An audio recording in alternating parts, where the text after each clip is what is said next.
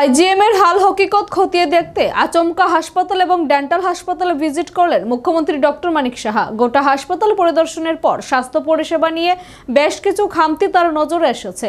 এই বিষয়ে তিনি খুব শীঘ্রই বৈঠক করবেন বলে জানিয়েছেন সাংবাদিকদের। আগরতলা আইজিএম হাসপাতালে স্বাস্থ্য পরিষেবা নিয়ে বিভিন্ন সময় নানা অভিযোগ উঠে আসছে। এমত অবস্থায় হাসপাতালের বেহাল স্বাস্থ্য পরিষেবা নিয়ে স্বাস্থ্য দপ্তরের তরফে সদর্থক উদ্যোগ নেওয়া হয় না বলেও অভিযোগ রয়েছে। অথচ রাজ্যের দুই প্রধান রেফারেন্স হাসপাতালের স্বাস্থ্য পরিকাঠামো উন্নয়নে রাজ্য সরকার তথা স্বাস্থ্যমন্ত্রী ডক্টর মানিক সাহা যথেষ্ট আন্তরিক। বিভিন্ন সময়ে মুখ্যমন্ত্রী তথা স্বাস্থ্যমন্ত্রী বলেছেন, স্বাস্থ্যক্ষেত্রে রাজ্যের প্রতিটি ব্যক্তির স্বাস্থ্য সুরক্ষার বিষয়টি অগ্রাধিকারের ভিত্তিতে বিবেচনা করছে রাজ্য সরকার। তারপরেও রাজ্যের প্রধান দুই হাসপাতালের স্বাস্থ্য পরিষেবা নিয়ে প্রায় সময় গাফিলতির অভিযোগ উঠছে। রাজ্য সরকারও এই ব্যাপারে যথেষ্ট ওয়াকিবহাল। এই ধরনের গাফিলতিগুলো চিহ্নিত করতে মুখ্যমন্ত্রীও সময়ে সময়ে রাজ্যের প্রধান দুই হাসপাতালের হাল হকিকত খতিয়ে দেখতে আচমকা ভিজিট শুরু করেছেন রাজ্যের প্রধান দুই হাসপাতালে। শনিবার আচমকায় তিনি আইজিএম হাসপাতালে ও ডেন্টাল কলেজ হাসপাতালটি পরিদর্শন করলেন। আইজিএম এর বিভিন্ন বিভাগ পরিদর্শনকালে কিছু খামতি নজরে এসেছেন মুখ্যমন্ত্রী তথা স্বাস্থ্যমন্ত্রী ডক্টর মানিক সাহার। এই বিষয়গুলি নিয়ে তিনি বিভাগীয় প্রধান এবং স্বাস্থ্যকর্মীদের সাথেও আলোচনা করেন। কিভাবে সমস্যাগুলো সমাধান সম্ভব এবং সমস্যাগুলো এড়ানো যায় তা নিয়ে প্রয়োজনীয় নির্দেশও দিয়েছেন তিনি।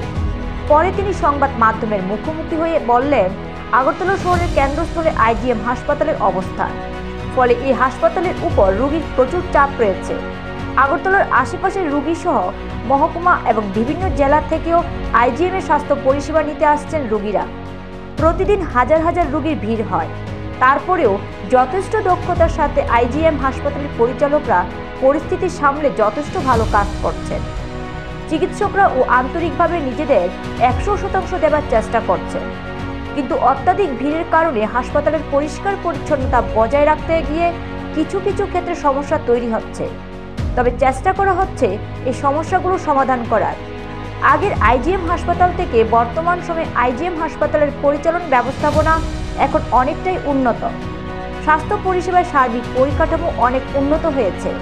তবে চাহিদার যেহেতু শেষ নেই, তাই যতই পরিকাঠামো উন্নত করা হোক না কেন, আজ স্বাস্থ্য পরিষেবায় যেটা যথেষ্ট মনে হচ্ছে সেটাই আবার কালকে দুর্বল মনে হয়। তাই পরিকাঠামো উন্নয়নের বিষয়গুলো লাগাতার চলতেই থাকবে। আইজিএম হাসপাতাল আচমকা পরিদর্শন করে বোঝা গেছে পরিষেবার ক্ষেত্রে 20% মতো খামতি রয়েছে। বিভিন্ন বিভাগে রয়েছে এই খামতি। তাই খুব শীঘ্রই আইজিএম হাসপাতাল পরিচালন কমিটিকে নিয়ে বৈঠকে বসা হবে এবং এই সমস্যাগুলো সমাধান করার চেষ্টা হবে। এই ধরনের আচমকা অভিযান তিনি মাঝে মাঝে করবেন বলেই এদিন সাংবাদিকদের জানিয়ে দিয়েছেন। এখানে তো প্রচুর লোড আছে। আইজিএম হসপিটালে তো একদম আগরতলার কেন্দ্রে অবস্থিত, বহু পুরনো হসপিটাল। তো এই লোডের মধ্যে যেভাবে ডাক্তারবাবুরা এবং যারা স্বাস্থ্যকর্মীরা আছে যেভাবে পরিষেবা দিচ্ছে, আমার মনে হয় না যে খুব বিষয়টা খারাপ আমরা দিচ্ছেন। তবু কিছু কিছু জায়গায় আমি দেখলাম, বিশেষ করে যেখানে পরিষ্কার পরিচ্ছন্নতার বিষয় আছে, লোড বেশি থাকলে পরিষ্কার পরিচ্ছন্নতা একটু সমস্যা হয়। যারা পেশেন্ট পার্টির সাথে আসে তাদেরও পরিষ্কার পরিচ্ছন্নতার উপরে অনেকের সচেতনতা থাকে না। কিন্তু আমাদের সেইগুলো দেখতে হবে, যাতে কর্পোরেট সেক্টর থেকে কিন্তু আমাদের অনেক কিছু শেখার আছে। অথচ কর্পোরেট সেক্টরে যত পয়সা খরচ না করে এর 10 গুণ খরচ কিন্তু আমাদের সরকারি হাসপাতালগুলোতে খরচ হয়। আমি আজকে দেখে গেলাম বিষয়গুলো, এবং যেখানে যেখানে আমার চোখে পড়লো সেই ঘাটতিগুলো কীভাবে মেটানো যায় সেগুলো নিয়ে আমি বসবো বা সেই ডিরেকশন থাকবো। আসার উদ্দেশ্য এটাই। এবং আগের থেকে যতবার আমি এসেছি এখানে, আগের থেকে অনেক বেটার। মানে এখানে সুপারিনটেন্ডেন্ট ডাক্তারবাবু আছেন, উনিও দেখলাম অনেক বেশি অ্যাক্টিভ। বসা টসার বিষয়ে আমি বললাম, এবং পরিষেবার তো অন্তহীন। যত পরিষেবা মানে আজকে যেটা মনে হচ্ছে যে ঠিক আছে, কালকেও হয়তো দেখা যাবে যে কম। কিন্তু আমরা অ্যাড পার দেওয়ার একটা চেষ্টা আমরা করছি। আমরা আগেও আইজিএম হসপিটাল আমরা দেখেছি, এখনের আইজিএম হসপিটালও দেখেছি। ডেন্টাল কলেজেও গেলাম, সেখানেও কী অবস্থা আছে, সবাই টাইমলি আসে কি না সেই বিষয়গুলো দেখলাম। কী পেশেন্ট, কী ধরনের পেশেন্ট আসে।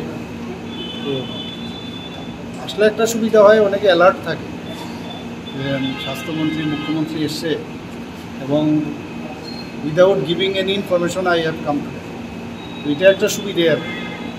সবসময় তো সময় হয় না, তো আজকে ভাবলাম যে এখানে প্রায়োরি ইনফরমেশন দেইনি, কিন্তু সাডেনলি আমি ভিজিট করলাম এটা, এতে করে বোঝা যায় যে কী কোন জায়গায় কী সমস্যা আছে। আদারওয়াইজ যদি আমি 100% হিসেবে আমি দেখি, তাহলে আমার মনে হয় 80% দেওয়া যায় না। আরও 20% যে খামতিগুলো আছে সেগুলো যদি আমরা কমপ্লিট করি তাহলে 100% দেওয়া যাবে। সমস্যা থাকবে, সমস্যা কীভাবে। নিজস্ব প্রতিনিধি রিপোর্ট, এশিয়ান টাইমস।